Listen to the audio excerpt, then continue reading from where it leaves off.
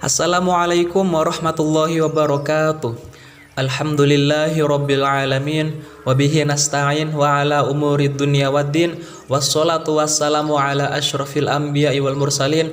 Wa ala alihi wa sahbihi ajma'in. Amma ba'd. Pertama-tama dan yang paling utama, marilah kita panjatkan segala puja dan puji syukur kita atas kehadirat Allah Subhanahu wa taala yang telah melimpah curahkan segala nikmatnya kepada kita semua, sehingga kita semua bisa berkumpul di ruang virtual ini untuk sama-sama melaksanakan perkuliahan secara daring. Tak lupa salat berserta salam semoga selalu tercurahkan kepada junjungan alam, yakni Habibina wa Syafi'ina wa Maulana Muhammad sallallahu alaihi wasallam, beserta kepada para keluarganya, kepada para sahabatnya, kepada para tabi'in, dan semoga sampai kepada kita semua selaku umatnya hingga yaumul akhir. Amin ya rabbal alamin. Teman-temanku semua yang saya hormati dan saya banggakan, kami dari kelompok 11 akan mempresentasikan makalah kami yang berjudul pelaksanaan evaluasi pembelajaran. Pada pembahasan kali ini terdiri dari dua subbahasan ya. Yang pertama yaitu prosedur pelaksanaan evaluasi pembelajaran, dan yang kedua yaitu teknik pelaksanaannya. Jadi evaluasi merupakan salah satu kegiatan utama gitu yang harus dilakukan oleh seorang pendidik atau guru gitu dalam kegiatan pembelajaran. Nah, dengan evaluasi gitu kan, maka seorang guru akan mengetahui gitu sejauh mana perkembangan hasil belajar para peserta didiknya gitu kan, intelijensi, bakat khusus, minat, hubungan sosial, sikap dan kepribadian siswa atau peserta didiknya.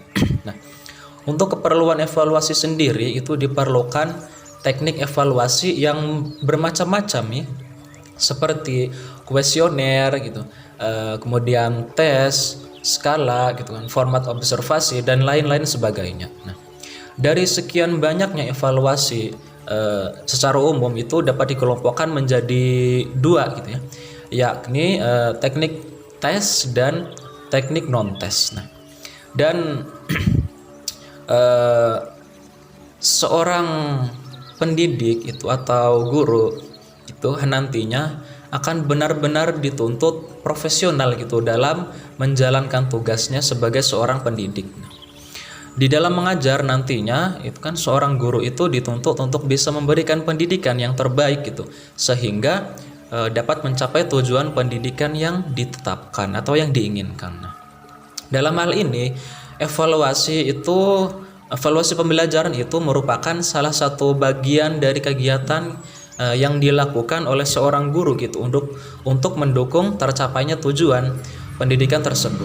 Nah, dan di antara evaluasi yang dilakukan oleh guru yaitu evaluasi hasil belajar gitu, di mana evaluasi ini dilakukan untuk mengukur gitu sudah sejauh mana pengetahuan dan keterampilan siswa gitu setelah menerima materi dan arahan dari seorang guru.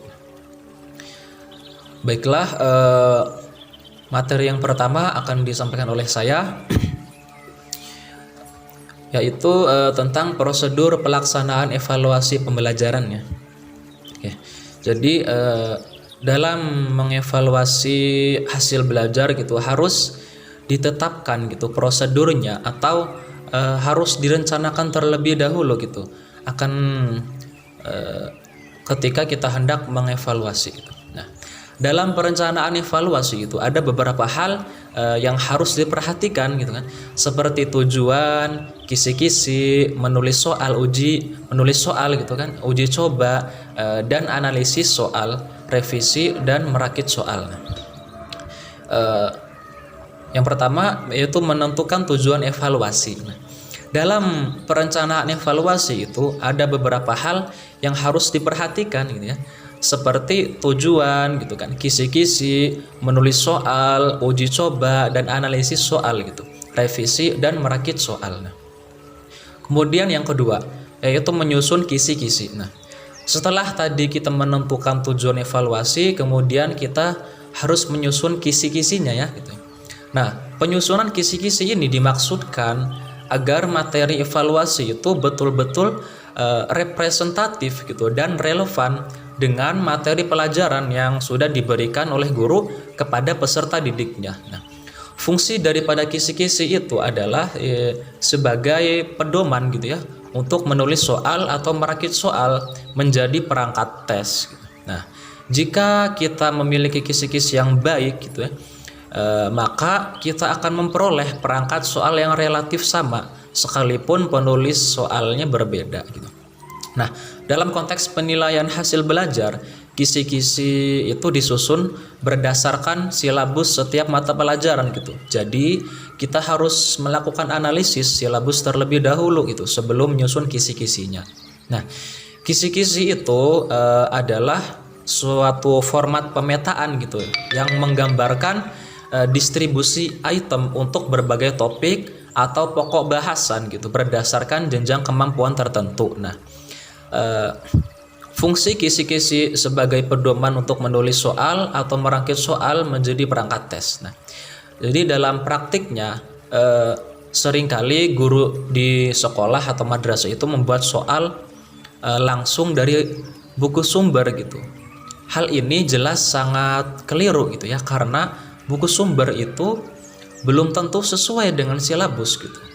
Kisi-kisi ini menjadi penting gitu dalam perencanaan evaluasi karena di dalamnya itu terdapat sejumlah indikator sebagai acuan dalam menulis soal. Yang ketiga yaitu menulis soal gitu. Nah, menulis soal merupakan salah satu langkah yang penting gitu ya untuk dapat menghasilkan alat ukur atau tes yang baik gitu.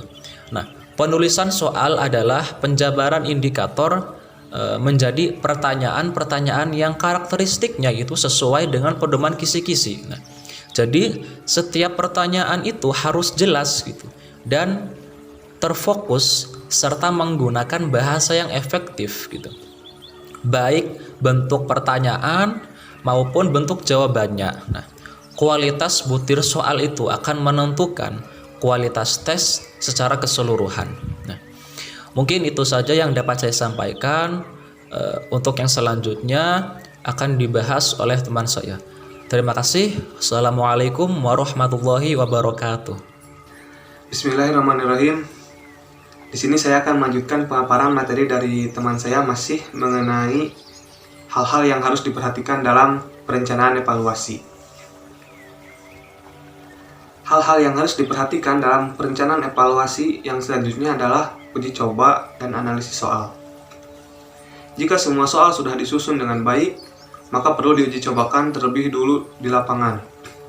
Tujuannya untuk melihat soal mana yang harus diubah, yang diperbaiki dan dibuang, serta soal-soal mana yang akan dipertahankan untuk digunakan selanjutnya. Jadi pada tahap uji coba dan analisis soal ini, semua soal yang telah dibuat oleh guru dan telah disusun, soal tersebut akan diuji cobakan terlebih dulu di lapangan, yakni dengan melakukan pengetesan. Tujuan dilakukannya uji coba ini untuk menemukan soal mana yang masih perlu untuk diperbaiki, diubah, ataupun dibuang, serta soal mana yang akan dipertahankan untuk evaluasi selanjutnya. Dalam melaksanakan uji coba soal ada beberapa hal yang harus diperhatikan, antara lain pertama, ruangan tempat tes diusahakan seterang mungkin. Jadi ruangan pelaksanaan tes tersebut diusahakan untuk seterang mungkin karena supaya mudah soalnya dibaca oleh para peserta didik. Lalu perlu disusun tata tertib untuk pelaksanaan tes. Nah, jelas tata tertib ini perlu ada supaya kegiatan pelaksanaan tes tersebut berjalan secara tertib dan teratur dan tertib lah. Selanjutnya, para pengawas tes harus mengontrol pelaksanaan tes dengan ketat tapi tidak mengganggu suasana tes. Nah, para pengawas di sini itu harus melakukan pengawasan itu secara ketat supaya para peserta didik itu tidak menyontek ataupun menggunakan cara lain untuk menemukan jawaban dari buku yang disembunyikan atau sejenisnya. Selanjutnya, waktu yang digunakan sesuai dengan banyaknya soal yang diberikan.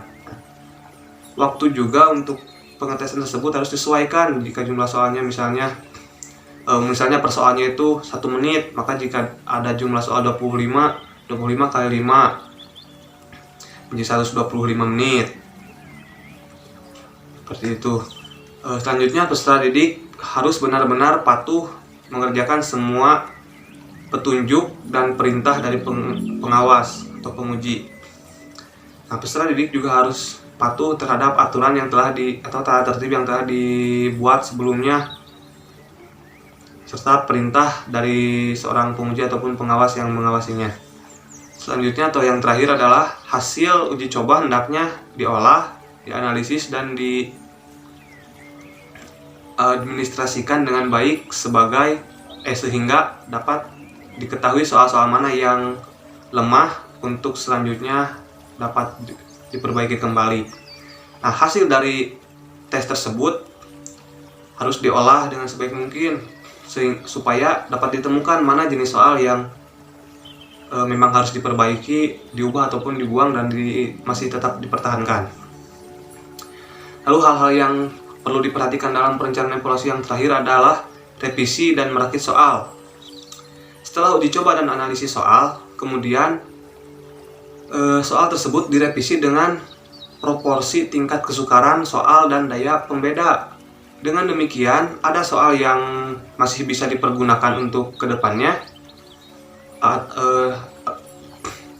dan ada juga soal yang harus diperbaiki, serta ada juga soal yang harus direvisi total ataupun diubah atau dibuang, baik yang menyangkut pokok soal atau STEM maupun alternatif jawaban atau option. Bahkan ada soal yang harus disisihkan.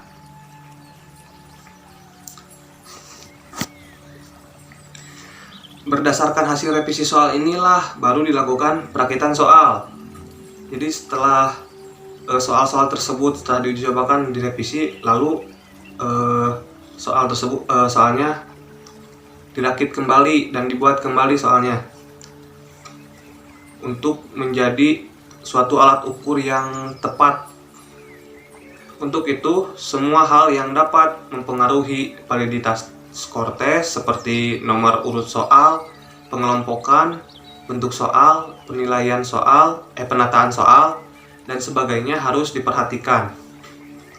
Nah, setelah merevisi soal ujian yang telah dilakukan sebelumnya, pengetesan yang dilakukan sebelumnya, soal hasil tersebut harus hasil dari analisis tersebut harus direvisi untuk melihat soal mana yang harus diubah dengan memperhatikan hal-hal yang dapat mempengaruhi validitas tes seperti nomor urut soal, pengelompokan, bentuk soal, penataan soal, dan sebagainya.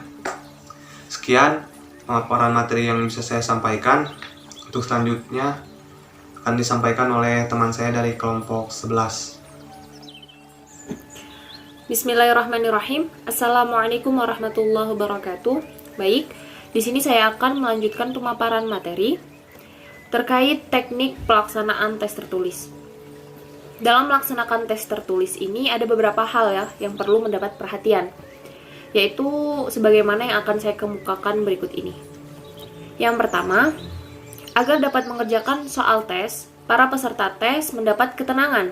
Seyogyanya ruang tempat berlangsungnya tes dipilihkan yang jauh dari keramaian, kebisingan, suara hiruk-pikuk, dan lalu lalangnya orang ataupun kendaraan. Yang kedua, ruangan tes harus cukup longgar, tidak berdesak-desakan. Tempat duduk diatur dengan jarak tertentu yang memungkinkan tercegahnya kerjasama yang tidak sehat ya di antara peserta tes. Yang ketiga, ruangan tes sebaiknya memiliki sistem pencahayaan dan pertukaran udara yang baik. Kenapa? Karena ruangan yang gelap atau remang-remang di samping menyulitkan para tester dalam membaca soal dan menuliskan jawabannya, juga menyulitkan bagi tester atau pengawas tes dalam menunaikan tugasnya. Ruang tes yang terlalu terang atau terlalu menyilaukan mata itu juga dapat menimbulkan udara panas. Selain itu dapat menyebabkan testi cepat menjadi letih. Nah, yang keempat, jika dalam ruangan tes tidak tersedia meja tulis atau kursi yang memiliki alas tempat menulis, maka sebelum tes dilaksanakan hendaknya sudah disiapkan alat berupa alas tulis yang terbuat dari triplek misalnya, ataupun hardboard atau bahan lainnya, sehingga testi tidak harus menuliskan jawaban soal yang diletakkan di atas paha sebagai alas tulisnya begitu ya. Selanjutnya yang kelima, agar testi dapat memulai mengerjakan soal tes secara bersamaan, hendaknya lembar soal-soal tes diletakkan secara terbalik sehingga tidak memungkinkan bagi testi untuk membaca dan mengerjakan soal lebih awal daripada teman-temannya. Nah, dalam hubungan ini, testi itu harus diberitahu bahwa mereka baru boleh memulai mengerjakan soal setelah tanda waktu bekerja dilakukan. Nah, selanjutnya, dalam mengawasi jalannya tes, pengawas itu hendaknya berlaku wajar. Jadi tidak yang bagaimana, jadi ya berlaku wajar, sewajarnya saja begitu ya. Nah, setelah itu yang ketujuh, sebelum berlangsungnya tes, hendaknya sudah ditentukan terlebih dahulu sanksi yang dapat dikenakan kepada testi yang berbuat curang. Sanksi itu dapat berupa tindakan mengeluarkan testi dari ruangan atau dengan jalan membuat berita acara tentang terjadinya kecurangan tersebut, atau menuliskan kata curang di atas kertas pekerja testi yang berbuat curang itu. Selanjutnya, sebagai bukti mengikuti tes, harus disiapkan daftar hadir yang harus ditandatangani oleh seluruh peserta tes. Dalam mengedarkan daftar hadir tes itu, hendaknya diusahakan agar tidak mengganggu ketenangan jalannya tes. Selanjutnya, yang ke-9, jika waktu yang telah ditentukan telah habis, hendaknya testi diminta untuk menghentikan pekerjaannya dan secepatnya meninggalkan ruangan tes. Tester atau pengawas hendaknya segera mengumpulkan lembar-lembar pekerjaan atau jawaban para testi, juga seraya meneliti apakah jumlah lembar jawaban tes itu sudah sesuai dengan jumlah testi yang tercantum dalam daftar hadir tes, begitu ya. Nah, yang terakhir yakni yang ke-10, untuk mencegah timbulnya berbagai kesulitan di kemudian hari, pada berita acara pelaksanaan tes harus dituliskan secara lengkap berapa orang testi yang hadir dan siapa yang tidak hadir, dengan menuliskan identitasnya, misal seperti nomor urut, nomor induk, nomor ujian, nama, dan lain sebagainya. Nah, apabila terjadi penyimpangan-penyimpangan atau kelalaian-kelalaian, harus dicatat dalam berita acara pelaksanaan tes tersebut. Begitu ya. Selanjutnya akan dilanjutkan oleh teman saya. Terima kasih. Wassalamualaikum warahmatullahi wabarakatuh. Bismillahirrahmanirrahim. Assalamualaikum warahmatullahi wabarakatuh. Nama saya Muhammad Rizky Baihaqi. Di sini saya akan melanjutkan pembahasan materi dari pemateri sebelumnya, yaitu tentang teknik pelaksanaan tes tertulis. Dan di sini saya akan melanjutkan tentang teknis pelaksanaan tes lisan. Adapun beberapa petunjuk praktis ini untuk menjadi pegangan dalam pelaksanaan tes lisan. Yang pertama adalah sebelum tes lisan dilaksanakan, seyogyanya tester sudah melakukan inventarisasi sebagai jenis soal yang akan diajukan kepada tester dalam tes lisan tersebut, sehingga tes lisan dapat diharapkan memiliki validitas yang tinggi baik dari segi isi maupun konstruksinya.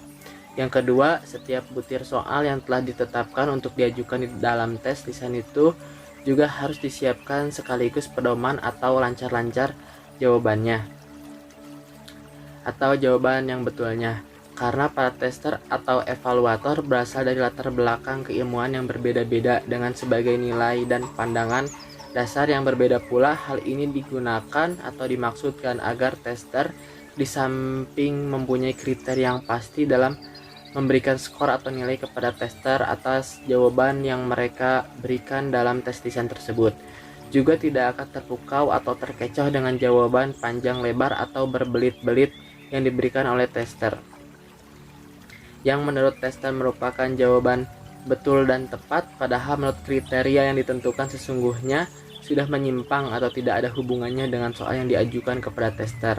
Lalu yang ketiga, jangan sekali-kali menentukan skor atau nilai hasil tes lisan setelah seluruh tester menjalani tes lisan. Skor atau nilai hasil tes lisan harus sudah dapat ditentukan di saat masing-masing tester selesai dites. Hal ini dimaksudkan agar pemberian skor atau nilai hasil tes lisan yang diberikan kepada tester itu tidak dipengaruhi oleh jawaban yang diberikan oleh tester yang lainnya. Lalu selanjutnya di sini saya akan menjelaskan tentang teknis pelaksanaan tes perbuatan. Tes perbuatan pada umumnya digunakan untuk mengukur taraf kompetensi yang bersifat keterampilan atau psikomotorik, di mana penilaiannya dilakukan terhadap proses penyelesaian tugas dan hasil akhir yang dicapai oleh tester setelah melaksanakan tugas tersebut. Karena tes ini bertujuan ingin mengukur keterampilan, maka sebaiknya tes perbuatan ini dilaksanakan secara individual. Hal ini dimaksudkan agar masing-masing individu yang dites akan dapat diamati dan dinilai secara pasti sejauh mana kemampuan atau keterampilannya dalam melaksanakan tugas yang diperintahkan kepada masing-masing individual tersebut. Mungkin sekian dari saya, mohon maaf jika ada kesalahan kata atau kekurangan. Wabillahi taufiq wal hidayah. Wassalamualaikum warahmatullahi wabarakatuh.